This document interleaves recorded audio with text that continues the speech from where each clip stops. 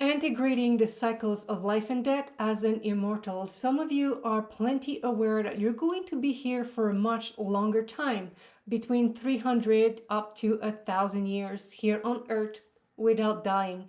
Now, I'm using the term immortal here, and really, it's not so much that we cannot be killed, it's like we have a longer life expectancy. And also, because we have a longer life expectancy, doesn't mean we don't die either. The thing here is, it's our ability to die over and over again without fully leaving our body that allows us to stay here a long time. It's kind of a part of the process. And this is what I want to discuss with you in this video today, so you're not so shocked when that process happens and you already have a framework to navigate these spaces, answering why it's happening and the do's and don'ts, so to speak. So if you're new here and you never heard this kind of information before, this whole transmission is going to sound like a psychotic break. But if you want to stay here, here's a train of thought to help you remember the process. It's a remembering here. 666, the number of the beast. 6 neutrons, 6 protons, and 6 electrons, right? We are an organic vessel, a carbon-based organic vessel, and we're surrounded by nature, an organic-based type of life here on Earth. But it's almost going back to, is a cell or an organism the smallest particle in the universe? No, the atom is. So if we start allowing ourselves to kind of let go of the idea that we are a cluster of cells, we are carbon-based mammal, and we start remembering our atomic self and connect to ourselves more in that aspect. Atoms have been around for a very, very long time, since the beginning of the universe as we know it. When we start connecting and remembering this, our atomic cells, the membrane and the veil between the subconscious and the conscious thins out, and we can start remembering things before we were born, things like past life or events in the cosmos. And as we are crossing these ocean of times, it changes of perception of time and how it feels moving through it. So for example, if you have a life expectancy of 5 minutes, 1 minute is going to be a fifth of your entire life. It's going to feel like a long time.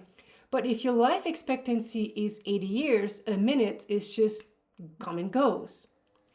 Conversely, as you traverse and start like remembering things that happened in the universe, in the cosmos, billions of years ago, your perceptions of time almost becomes non-existent, because what's a minute in a billion years? What's a year even? And there's kind of a dilation that happens, a time dilation that leaves us feeling like we're in the perpetual now. We don't even feel the passage of time anymore when we start having these experiences. And that in itself changes our brain's chemistry and slows down drastically our aging process, if not stop it. And there's even ways you can reverse it, but this is not the idea of this video. So this is part of, in a way that a lot of us have awakened to different dimensions, alternate realities and the likes, and integrated all of these aspects. There's now some people who's going to be here a long time. Don't be shocked. Now, for those of you who are already embodied in this reality, and you know, right? And you know you're not crazy, it's been confirmed by other people, and you may even know why you're going to be here a long time. Here's why you may still be called to die here and there without leaving your body. There's 2 reasons why some of us are here for a long time, or as we're having these experiences, like some of us have used our prana to bring along certain systems, to open stargates, to build grids in the ethers. And these systems have been put in place because they've were birthed out of our own prana in the astral, but it still comes from an electromagnetic field. There's a relationship, and these systems are somehow alive and operating through us. So if you're up there slinging cable in the astral to help with these times of transitions, and you know this gear has to be up there for 300 years, you're the one who put it up, you're probably going to be the one who wraps it up, and you probably have to be there to mend this situation, if you say, this software, this energy for the whole time. Now, it could be that you had a stargate that you open, and that stargate is going to be here for 1,000 years, and you're the one who opened it, and you're going to be the one who closed it, and you're going to be there the whole time. Continuity, right? Because it's not about like forgetting and coming back, no. And also, when we crossed over, although these energies, they're still going to echo, but eventually as we pass along and we move on, these energies going to dim, right? And they're not going to be as potent as if the person who put them up in the first place is still alive. So there's some reason behind it. For other people, maybe it's not so much tied in the ethers and the work that you did, like the support, energetic support that you're bringing, but it could be like a load of information that you need to transmit, but you cannot offload it just one generation, right? On one generation, it could be some information that you know that, okay, I'm going to be teaching this to this generation, and then the next one we can go deeper when it's kind of assimilated in the collective. And then as you move through the ages, then yeah, like, and finally you reach the level that you wanted to bring the people all along, and it's done. So in light of that, despite our commitments to either grids or stargates or portals or like wisdom, the time around us, society around us is going to change. Our roles in regards to these things that we've built will also be changing, and therefore we must be able to change ourselves. And that can feel sometimes like a rude awakening when we're going to be redirected in a whole different role and direction, so to speak. You can start feeling that the rug is being pulled underneath our feet. Some of us have already had that experience. Like, I was a pipe fitter, I repair submarine for a living, and now I'm up in the mountains, talking about this stuff. Like, that's a huge gap. Like, what happened? Such a process, they call it an ego debt, and yeah, it's going to happen again. Now, to give an example, it could be that now, like, you're a metaphysicist, you're helping people awakening, but it could be that in 50 years from now, 40 years, I don't know, you start a decline, start disappearing, and like everything's crumbling around you because now you're guided to, you have a calling and you're going to be a politician. And you never had experienced this, but it's still part, your psychic abilities are still there. It's just now you're going to be bringing all of the energies you've been building, capitalizing your spirituality into the political sphere. And that's going to be unfolding from there. So what I'm getting to here is, yes, despite being a grid worker or a metaphysicist, we're still going to have different roles, and to not be attached to these roles because that can lead to problems. And just to give you a quick example to understand what I mean by that, let's say you're an empathetic person and you love helping people, let's say you refer yourself as a healer, or you're very attached to the identity of being a healer. So now you meet this wonderful person and they need help, so you take them on and, oh, I'm going to help this person heal, right? And that's great. But here's the thing. Now, what happens to your identity as a healer when this person is healed? Because now, all of a sudden, this person does not need you to exist as a healer anymore. So now your whole identity, if it's attached to that, it's going to be threatened. And what can happen is now you start, oh my God, you feel threatened. So what you're going to do?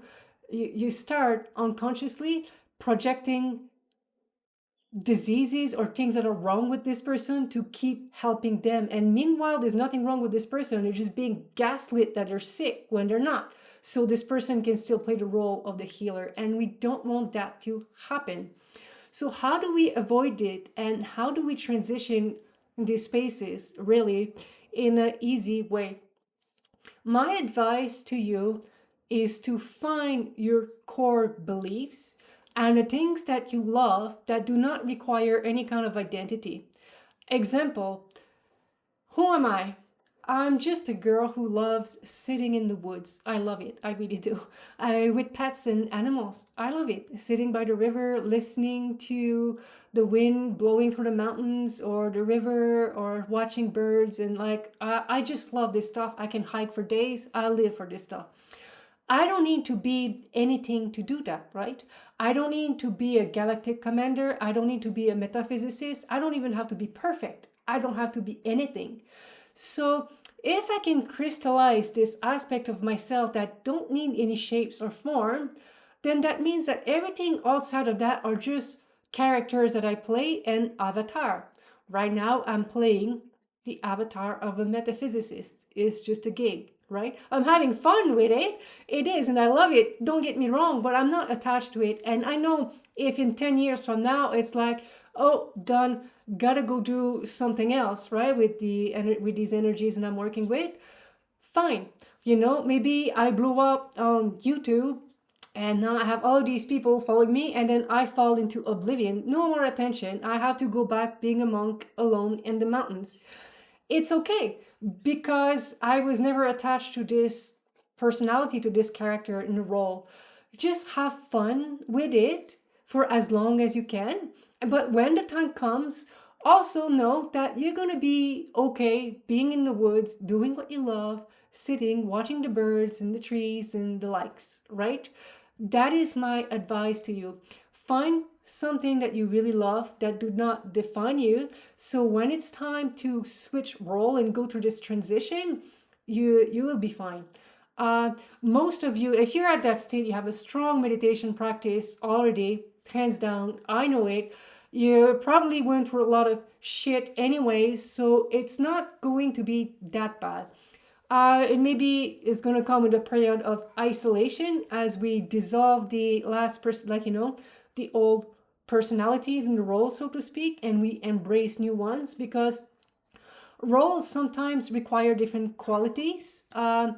Maybe, you're kind of a military mission and you're like getting go, go, go, get things done. And then you relax, you dissolve, you come back, and you're like, yeah, well, I don't have to be this bossy person anymore. I can just be fun now and artistic, right? So it's just an opportunity to explore different aspects of cells and to have fun with it and not take it too seriously, really. And it should be fine. Another thing that I wanted to mention here too is because we're going to live a long life, doesn't mean that we're immune to have human experiences that are not pleasant. What I mean by that is, okay, so if your life expectancy is 70 years, what's the liking of you having your house burning down? Like you don't like if you lose everything, even your like your birth certificate, you don't have any pictures left, like everything of your life up to that point is a pile of ash, right? Now, if you're going to live 70 years old, the percentage is probably very small. But if you're going to be living 300 years old or 1,000, the chances of you going through a house fire actually increases. And it's nothing bad or good. It does not, we're not immune to these kind of stuff. So don't get upset if that happened. I don't wish that for you. If you've been through a house fire, I'm sorry. I know the feeling. It's awful, but we got to move on, right? Don't get attached to anything is what I recommend. Understand that yes, there's going to be transitions. There are going to be different roles that are going to be requiring different qualities. Maybe sometimes you'll be in front of a camera addressing nations, talking, even speeches. Maybe other times you'll be like making pottery somewhere. have a shop, sell crystals, be unknown type of thing, and to roll with it. But in the end, you're still tied into whatever you have come here to do and maintain, whether they're grids, portals, stargates, technologies that are here to help the earth. I don't know what's everyone's path. Please let me know in the comments. I'd love to know. So this is what I have for you today. I hope you find it informative. My name is Isabelle, by the way, and enjoy the rest of your day.